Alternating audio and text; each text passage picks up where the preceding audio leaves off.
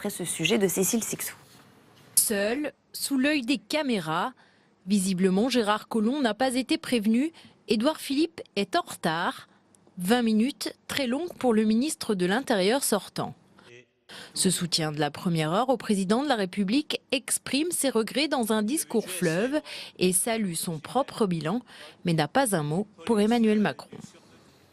Je crois qu'aujourd'hui, je quitte à la fois un ministère apaisé et un ministère qui a su impulser un certain nombre de réformes.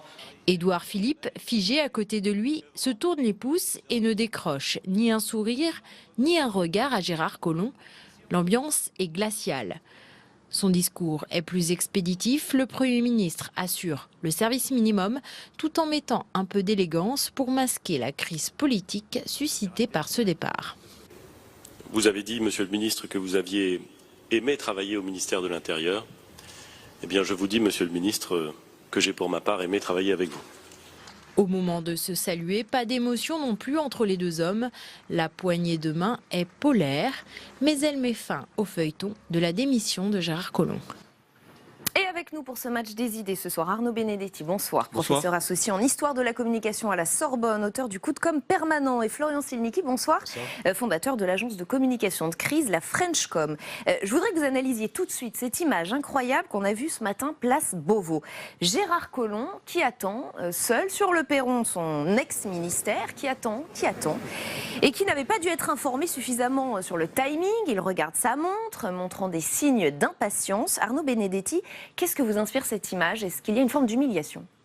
En tout cas, c'est la perception qu'on peut en avoir. En effet, vous faites attendre un ministre de l'Intérieur démissionnaire dans les conditions en plus que l'on connaît, je veux dire une espèce de bras de fer avec le président de la République, un Premier ministre qui a été averti du maintien de cette démission sur les bancs du gouvernement.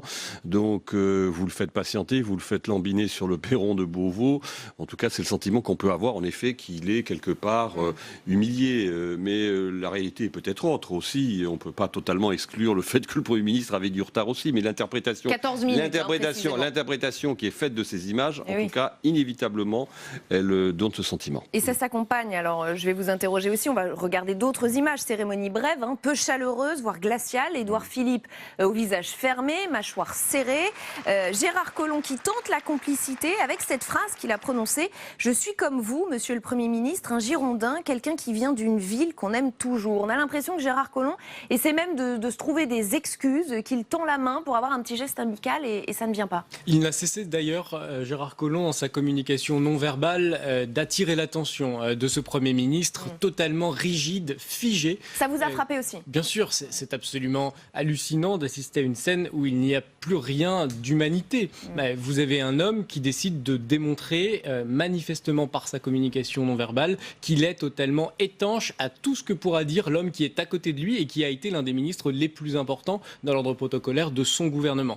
Et toute la séquence, sera à l'image de cette rupture manifeste, comme un vieux couple qui s'est tant aimé. Et au fond, le divorce ou la rupture est à l'image et à la hauteur de l'amour qu'ils se sont portés initialement. Avec cette phrase cinglante d'Édouard Philippe, Arnaud Benedetti, le ministère de l'Intérieur, c'est le ministère de la permanence de l'État, c'est le ministère de la puissance qui doit toujours revenir à la loi, c'est le ministère de la présence de l'ensemble des forces qui concourent à la sécurité du territoire. Le reproche est extrêmement clair de la part d'Édouard Philippe. Gérard Collomb n'était pas ministre de l'Intérieur 24 heures sur 24, comme il aurait dû l'être. Non, mais manifestement, le Premier ministre a voulu montrer que, quoi qu'il en soit, la continuité de l'État s'exprimait même à travers cet intérim. Parce que c'est vrai que tout est atypique dans cette situation. La démission est atypique, parce que d'abord, Gérard Collomb va remettre sa démission au président de la République. Il ne la remet pas au Premier ministre. Donc c'est quelque part, là aussi, un affront qui est fait au Premier ministre. Mais les liens de Collomb et de Macron étant ce qu'ils le sont, je veux dire, on peut imaginer, bien évidemment, que ce type de méthode soit accepté par le président de la République. Et ensuite, ce qui est quand même le plus surprenant, c'est qu'il y a eu un vrai bras de fer entre le président de la République et Gérard Gérard Collomb, parce que Gérard Collomb, finalement, a fini par imposer sa démission que le président de la République avait refusé initialement. Dans cette affaire, il y a eu deux aspects importants en termes de communication, me semble-t-il. Deux ingrédients essentiels en matière de communication qui ont été évaporés par la communication présidentielle. C'est d'abord la maîtrise du temps. On a un président de la République qui subit les événements. Il les subit de plus en plus d'ailleurs. Il ne les a pas subis seulement avec cette séquence Collomb, il les a subis avec la séquence Hulot et il les a subis avec la séquence Benalla.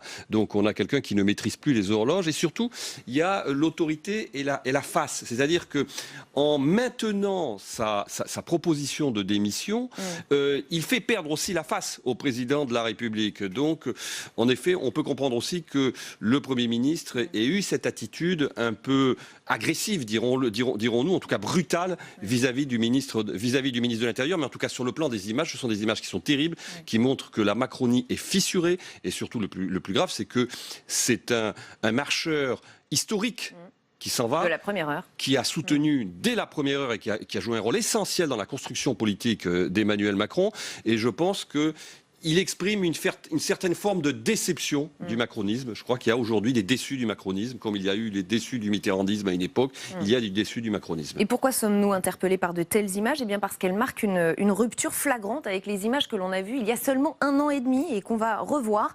Souvenez-vous, c'était le jour de l'investiture, de la passation de pouvoir entre François Hollande et Emmanuel Macron. On voyait presque l'émotion, regardez, c'était les larmes de Gérard Collomb, l'émotion d'un père devant la réussite de son fils. Quel contraste, Florian Cillnicki. Vous l'avez dit. La vérité d'ailleurs, c'est que si le Premier ministre a tenté d'être aussi sec, fort dans les mots qu'il a employés, c'est aussi parce que le ministre de l'Intérieur a lui-même été, comme un procureur de la République, l'accusateur d'un bilan d'une situation de la sécurité en France dont chacun est évidemment ici responsable, autant lui en tant qu'ancien ministre de l'Intérieur, autant Édouard Philippe en tant que Premier ministre et successeur à ce poste par intérim. Et puis on a quand même ici le marqueur d'une machine institutionnelle imposée par un style Macron qui dysfonctionne depuis plusieurs mois. Les grains de sable n'ont cessé de s'accumuler et de bloquer cette machine qui a remarquablement fonctionné depuis la conquête du pouvoir jusqu'à l'installation élyséenne. Cette amitié qu'il y ait les deux hommes, c'était aussi le symbole d'un mariage entre justement l'ancien monde et le nouveau monde, la possibilité de concilier les deux en tout cas. Je voudrais qu'on regarde de près quelques autres images, puisque nous analysons des images ce soir. Rappelons que Gérard Collomb a été élu député en 1981 et qu'il fait donc de la politique depuis plus de 40 ans. On va peut-être les voir, voilà, les images de Gérard Collomb sont des archives qui datent des années 80. Et aujourd'hui, on a un président qui a au contraire voulu afficher une certaine modernité, à l'image de ces deux clichés qui ont beaucoup fait parler, la photo de l'Élysée, le jour de la fête de la musique, et qui a fait hurler, et puis la photo à Saint-Martin, une photo beaucoup plus récente, où là, effectivement, Emmanuel Macron se retrouve avec des délinquants aux Antilles. Ces images auraient, semble-t-il, choqué Gérard Collomb. Est-ce que c'est aussi le choc de deux mondes, et de cet ancien monde et de ce nouveau monde finalement inconciliable ? Je ne suis pas sûr que ça soit le choc de deux mondes. Ce qui a certainement, en tout cas, peut-être gêné Gérard Collomb, c'est que la promesse d'Emmanuel Macron, c'était de représidentialiser la fonction, c'est-à-dire de redonner une assise, un prestige, une tenue, une dignité à la fonction. Et ces images, qu'on le veuille ou non, ce sont des images qui, quelque part, viennent contredire cette volonté. Et je pense que Gérard Collomb était quelqu'un qui était plutôt séduit par la façon dont Emmanuel Macron, en tout cas en tout début de mandat, a réussi à rentrer dans le costume du président de la République. Qui est un costume du Louvre à celle de la fête de la musique. Je pense que ça me paraît assez évident en l'occurrence. Donc, alors que ces images aient choqué Gérard Collomb, je veux bien le croire, mais c'est pas seulement l'affrontement entre le Nouveau Monde et l'Ancien Monde, parce que tout simplement le Nouveau Monde, il préconise une tenue de la fonction présidentielle. Il ne préconise pas, au contraire, une sorte d'usage de la fonction présidentielle qui soit débraillé, loin de là. Là, en l'occurrence, l'occurrence, c'est qu'on ne comprend plus la communication d'Emmanuel Macron. Cette communication, elle est devenue complètement oscillante, complètement erratique, avec des formes de moments de gravité, de solennité, de sérieux, de légèreté, et puis des moments de légèreté, de relâchement. Cette photo prise avec cet ancien braqueur qui, quelque part, là aussi, vient contredire l'image d'autorité qu'il souhaite véhiculer. Tout cela finit par créer un trouble et s'installe quand même, à un moment donné, un doute sur la personnalité du président de la République, sur la façon dont il souhaite lui-même se projeter dans le regard des Français. Et qui a pu faire douter aussi Gérard Collomb, Florian Silnicki. Oui, moi je crois par ailleurs que, évidemment, il y a ici un problème majeur de perception dans l'opinion publique dont Emmanuel Macron et ses communicants sont les principaux responsables.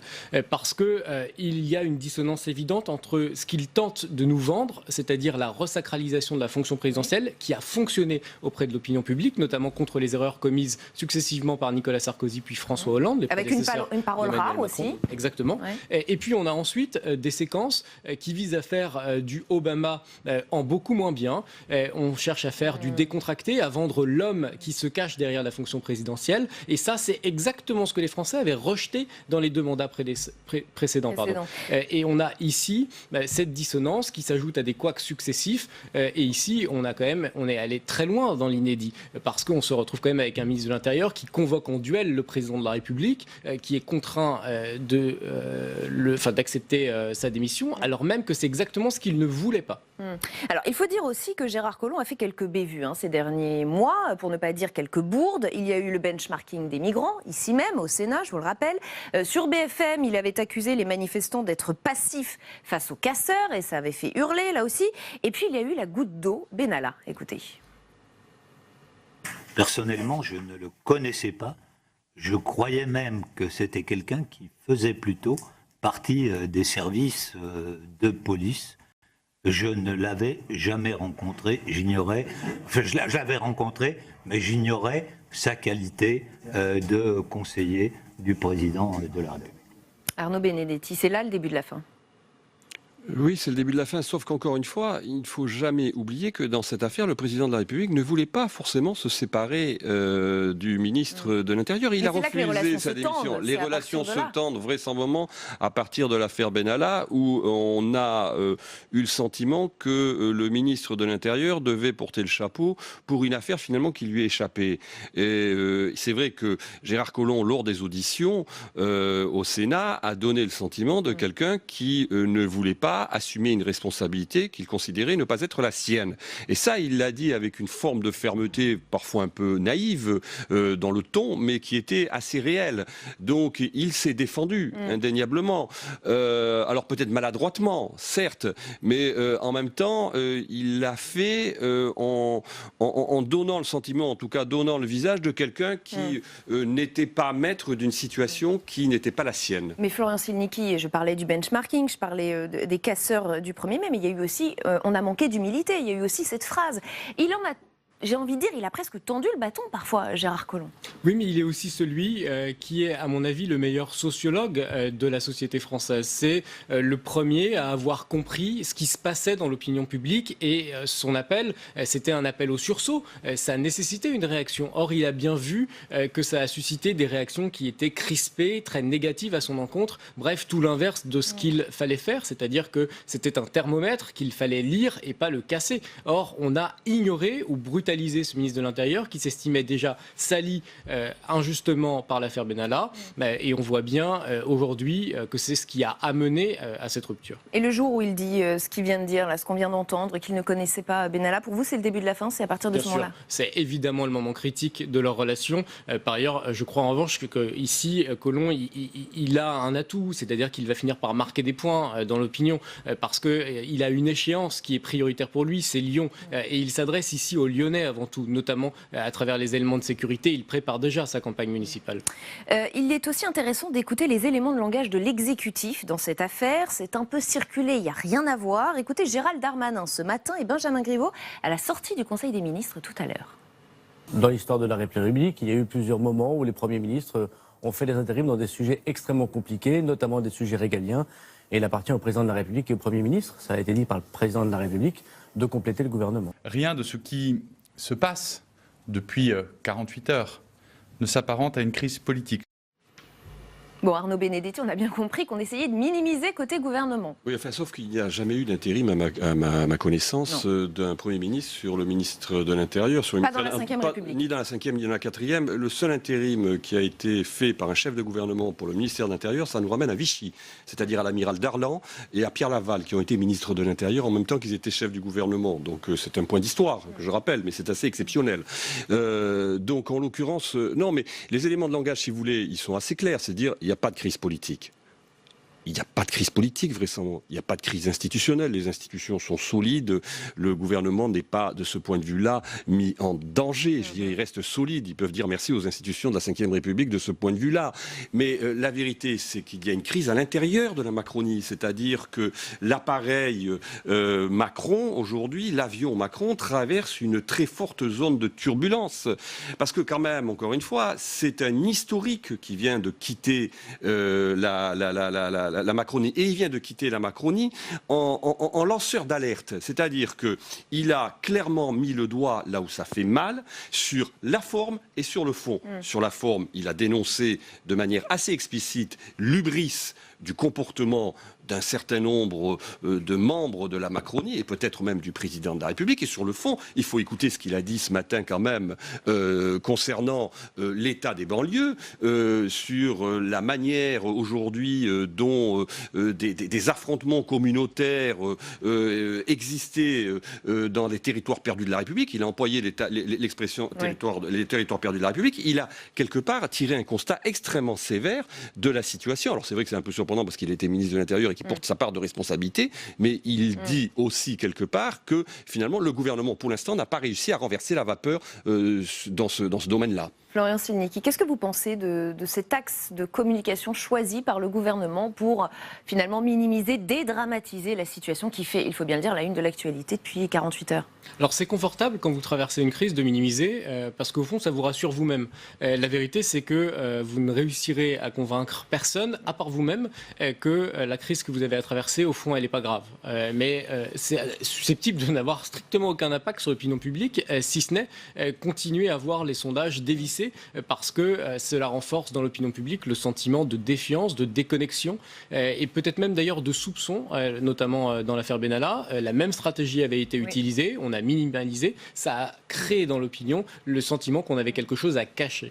Mais vous qui êtes spécialiste de communication de crise, quel autre axe de communication choisir quand on est côté gouvernement? Qu'est-ce que vous auriez conseillé à ce gouvernement en cas de crise majeure comme à laquelle on assiste aujourd'hui? D'abord la réactivité. On n'attend pas qu'il y ait 2 interviews plus des fuites organisées dans différents médias pour mettre fin à cette situation. D'autant plus quand on a cessé d'expliquer à l'opinion publique qu'on était un président fort, très solide, différent des autres. Il y a ici un risque à mes yeux d'hollandisation dans la pratique du pouvoir. François Hollande, il a beaucoup souffert de cette perception de présidence faible. Il ne faudrait pas qu'Emmanuel Macron s'y expose. Ensuite, l'empathie. Il y a un vrai manque d'empathie, d'écoute de la part de la présidence de la République et du Premier ministre. On le voit encore dans cette scène de passation des pouvoirs. Et enfin, la transparence. Dans l'affaire Benalla, on ne l'a pas eu. Ça a d'ailleurs coûté le poste à Bruno Roger-Petit, alors porte-parole de la présidence. Ici encore, il n'y a pas de transparence. On nous explique qu'il n'y a aucune crise, qu'il n'y a pas de difficulté entre ces 2 hommes. La vérité, et on la constate tous, puisqu'elle s'étale dans les médias, c'est que ce couple, il divorce. Arnaud Benedetti. Non, mais la difficulté de la communication de crise, c'est qu'il y a de l'affect. Là, en l'occurrence, manifestement, il y avait une relation de très grande proximité entre Emmanuel Macron et Gérard Collomb. Ça peut se comprendre. Donc ça rend la situation extrêmement difficile à gérer. Quand vous voulez vraiment gérer un risque, il faut être le plus professionnel possible, c'est-à-dire être assez froid et avoir la distance nécessaire pour traiter l'objet. Lorsque vous mettez de l'affect, ça devient évidemment beaucoup plus compliqué. C'est ce qui explique vraisemblablement la situation dans laquelle on se retrouve aujourd'hui. Et on va s'arrêter.